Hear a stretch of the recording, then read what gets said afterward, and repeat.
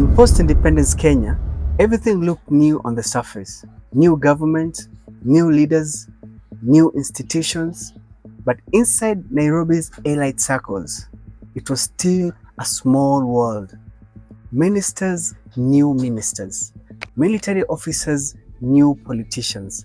The country's most powerful families often moved in same circles. And in March 1978, that world will be shaken by one murder that remains unsolved to this day. A young military officer found dead in a bathtub. Captain Judy Kambura Angaine. She was in her 20s, young, beautiful, and educated. And unlike many people in her privilege, Judy did not simply rely on a family name. Her father was Jackson Angaine, one of Kenya's most powerful Kenyan ministers.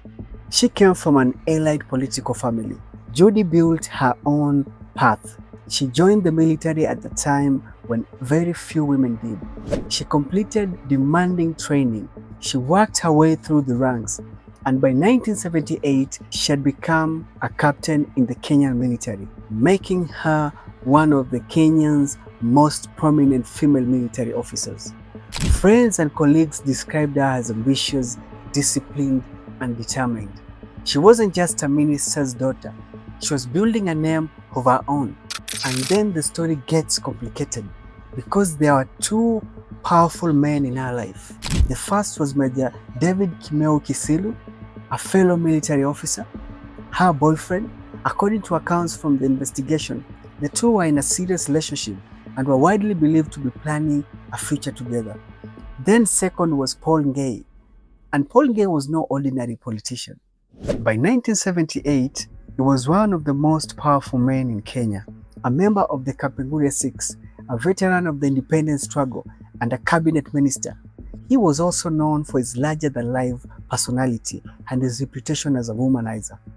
Years earlier, stories from Makerere University claimed he had been expelled after a violent dispute involving knife during an argument over a woman.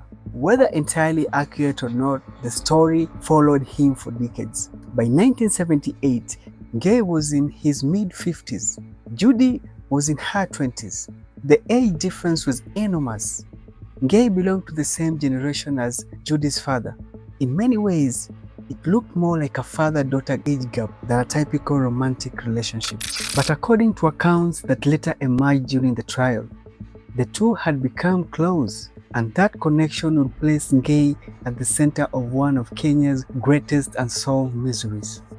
March 29, 1978, the day before Judy died, she returned from an errand in Molo and headed to Arthi House in Nairobi. Her father, Jackson Angaine, served as a minister for lands and settlement, and his office was located there. However, he was away at his farm in Meru that day. Also based at Arthi House was Paul Ngei. As Minister for Cooperatives, his office was in the same building. According to later accounts, Judy encountered Ngei there, and he offered her a lift home. At first, nothing about the meeting appeared unusual, but later that day, something happened that will become one of the most talked about details in the entire case. Major Kisila reportedly arrived at Judy's residence and found Judy and Paul Ngei together inside the house, drinking whiskey. Imagine that moment, a military officer arriving home and finding his girlfriend sharing drinks with one of the most powerful politicians in the country. Nobody knows what happened. Nobody knows what Kisila truly felt. But that detail will follow the case forever. Later that night, Judy and Ngei reportedly left together. They visited Langata Club, then Woodley Club, moving through Nairobi's nightlife while Kisila remained behind. And then the night took another strange turn. During the drive back, accounts later discussed during the investigation suggest tension developed between Judy and Ngei. Some reports claimed the disagreement centered on the nature of their relationship. Others simply described an argument. The exact details were never exclusively established. What is known is that the vehicle rolled several times. Both survived. A passing European woman reportedly came to their aid. She even provided Judy with a replacement dress because hers had been torn during the accident. Despite the crash, Judy returned home alive. The next morning is where the story becomes even more confusing. A key witness, Judy's driver, later testified that he saw her alive. She was still in her nightdress. She appeared normal. She did not appear to be a woman in her final hours.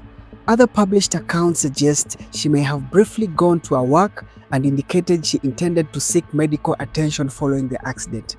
But nearly 50 years later, nobody can say with complete certainty exactly how those final hours unfolded. What is certain is this: Judy was alive that morning. Hours later, she was dead. According to the accounts from the investigation, Kisila became concerned about her condition after the accident.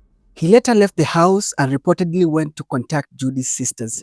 The exact reason and timing remain unclear, and what happened next will shock the country. When Kisila returned with Judy's sisters, the house was silent. Then they heard it, running water, coming from the bathroom. They entered and they found Judy dead in the bathtub. Medical evidence later presented in court concluded that she had been strangled.